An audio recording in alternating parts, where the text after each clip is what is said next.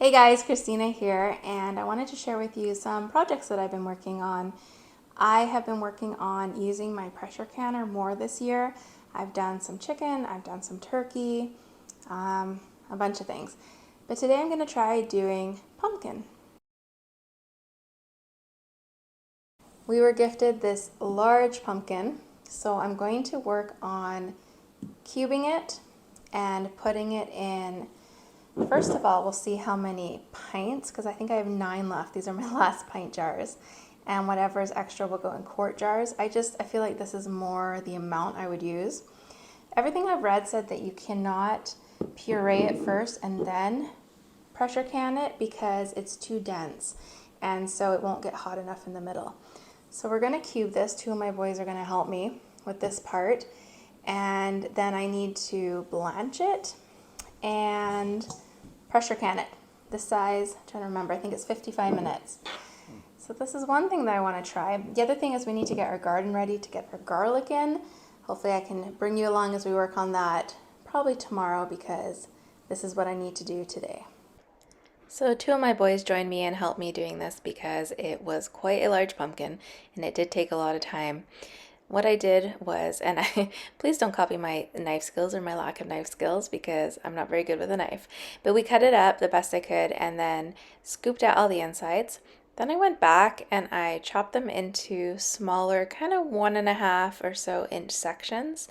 Then the boys took the skin off for me, passed it back to me, and I chopped the pieces up.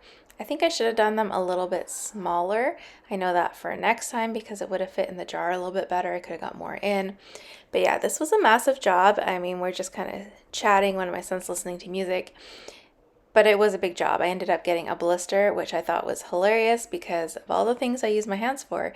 This is what I ended up getting a blister for, cutting a large pumpkin. But man, it was a very large pumpkin. Here's the end result. It's a lot more than I thought it would be. Now the kids are going to separate the seeds. We'll give everything else to the chickens and we'll probably try roasting some seeds. But yeah, it's a lot of pumpkin. So the next thing I need to do, I'm just heating up water, which is nice and hot now, is I need to blanch the cubes for 2 minutes before they go in the jar.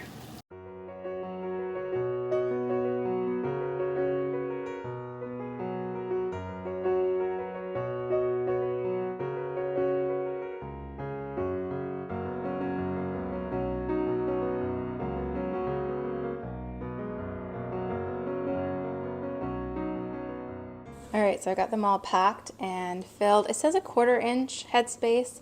I find it's better when I leave a little more. So I've got it just kind of to the neck here, a little bit over. It's already turning a different color. You can see the kitchen's kind of dark. It's quite packed in there. I'm gonna go ahead and grab a clean towel and give all the tops a wipe. It's just water, but just to make sure there's no debris on it. Now, I know you're not supposed to heat lids up anymore, but I've been trying different things this summer, and I found that they need to be warm and not just like tap water warm. I need to actually heat them up to get the best seal possible thus far. So I'm gonna go ahead. I've got it heated up here, like not rolling boil or anything, just hot. Put on the jars. The bottom of the jars are pretty hot, but the tops aren't too bad right now. I know everyone has their own way of doing things when it comes to canning. I just have the way I learned how to do things. I just keep doing those. I'm gonna freeze some of the pumpkin we just did. I was just chatting with my husband and he wants to make some curry with them. And he'd prefer to have it raw that he can cook from. So I'm gonna do that and just freeze some. The boys finished the seeds here. Usually we just wash them, throw some olive oil on them, and then some seasoning. But I remember reading something about letting them soak overnight. I'm gonna go back and see if I can find that information and maybe try something different. I'm gonna write pumpkin on here. Now I got this freezer sealer, food saver from Amazon, and it's been fine. I got the bags from Costco because they are just the best deal. this pack here. You get a bunch of different rolls, plus pre-cut bags. I kind of wish I had gone with a nicer or more higher quality food saver thing here. Not that it's not good quality. It's just that when you want to cut your own bag, I have to like cut it, seal one side, put it in. Whereas the more expensive ones I've seen, let's see here, if I can press the button at the same time, they have where you actually can put the roll in the back like this, and then it pulls it and it has a cutter on it. So if you're interested in a vacuum sealer, that's something to keep in mind. So I'm just going to use one of these little bags that they gave us. Just put these in. And I decided to leave them quite large because when you're cooking curry, everything else takes a while to cook usually, and these are going to cook pretty quickly. So larger is typically better. And then once I've got the canner at the right pressure, I need to go clean my floors because multitasking, right? Always multitasking. Always have lots of work to do and make the best use of time. So I'll show you how we do this. So I'm still learning how to do this, but closer. This is the well, so that if anything like juice gets sucked out, it can go right into the well there. So it's got to be over the well. Clamp it down. This one you have to push pretty hard. You can see the light came on. So I'm going to vacuum.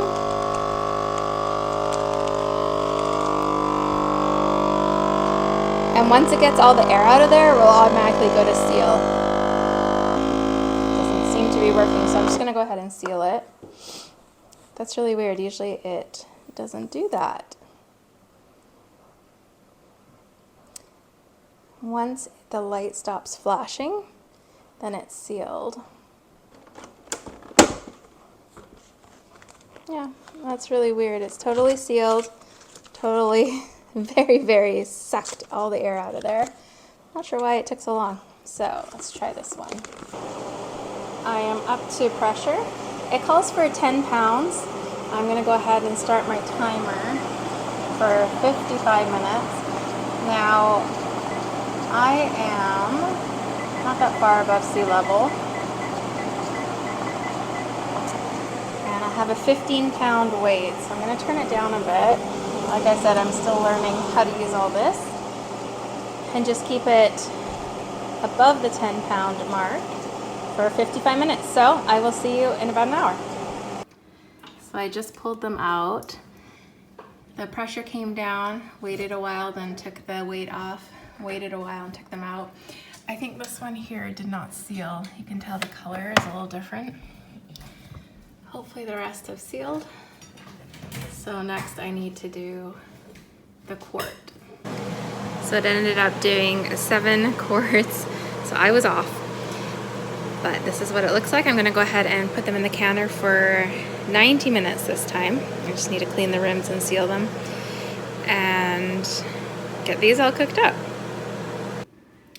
So this jar definitely didn't seal. So what I'm gonna do is I'm gonna go ahead and drain it and puree it and actually make some cookies with it because I wanted to make some pumpkin cookies. So this is a perfect time to try and see what the texture's like.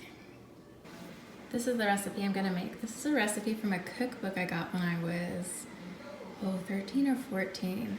I have been making it for years. It only ended up doing about half a cup, which is pretty amazing from the pint. So I would normally just half the recipe, but I have people coming over for dinner, so I want to make a full batch. So I'm actually going to go ahead and open one of these and use it and give that a try. As I was mixing these cookies, I noticed that the batter was a little bit wetter than I would typically make them. You can see that they're kind of spread out a little bit more than, well, at least what I was aiming for. So that's just because the pumpkin has more water in it. I need to make sure I strain more out, or I need to add some extra flour next time. But regardless, they tasted amazing, as always. One of my favorite cookies. My kitchen is always kind of a mess. There's always lots of projects going on. But here is how the quart jars turned out.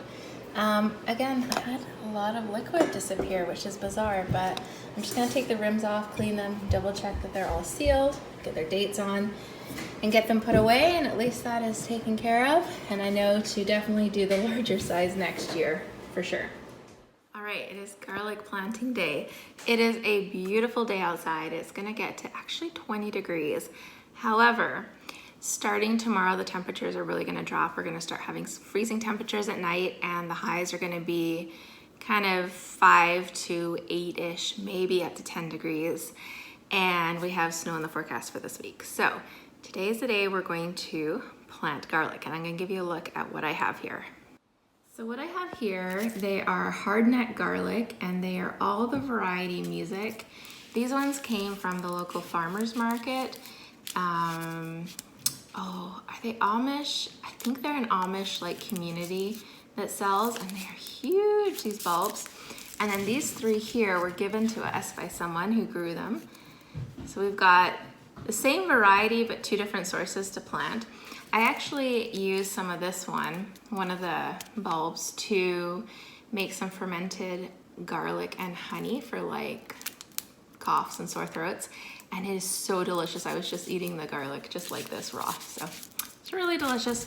So we're gonna go ahead and divide these up and just put them in here. This is my first year doing garlic.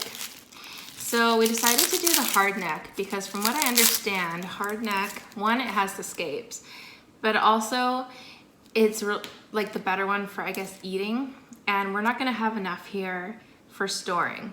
We eat a lot of garlic. So for this year, we're trying hard neck. The plan is then to next year, maybe try soft neck along with it. But what I'm gonna do is just go ahead, take these apart and get them ready to plant.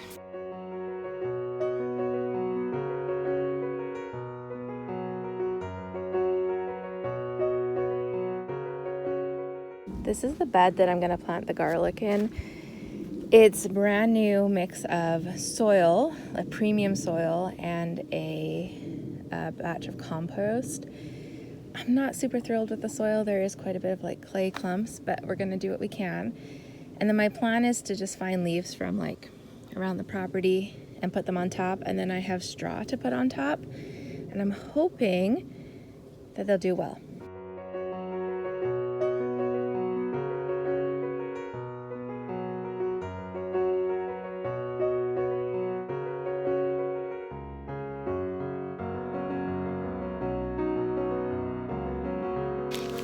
I took off kind of whatever would come off nicely. It's hard to see with the sun there.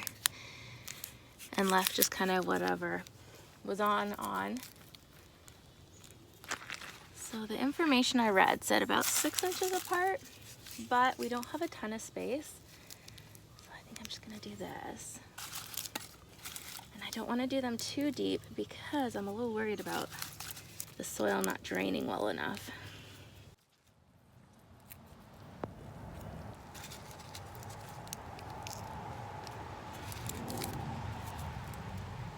So I had more garlic than I had space for. So I ended up moving them closer together. We'll see if that's gonna be detrimental. I feel like they still have some space, and then I added a few on the end here and a few right on the very end over there. Just gonna cover it up and then go in search of leaves to put on top. So I know that there's some like plant material other than just leaves here because I just got them from the forest. We didn't have a whole lot just on our grass, but I think it'll be okay. This is the straw I have, just one bag. I'm gonna cover this. If I have any extra left, I'm gonna put it over the strawberries. I know there's varying opinions about growing garlic in raised beds, or I should say varying experiences, but this is all we have. So this is what we're gonna try. This is what we're gonna do.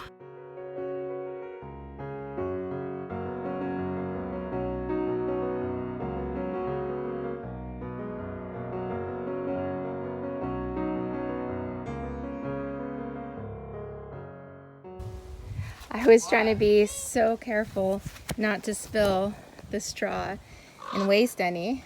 Oh, making noises. And then I went to dump the rest on here on the strawberries, and I spilled a bunch. But here's what it looks like. Let me know in the comment section if you've grown garlic, if you have any tips for me, or what I should change or do differently. I'm gonna move on to some other garden work now, so this is done for the day. Thanks for coming along as I try some new things here on our homestead and preserving and growing our own food. Let me know in the comment section down below if you have any tips for me for either the pumpkin or for the garlic. And as always, I hope that this just finds you having a great day. Take care.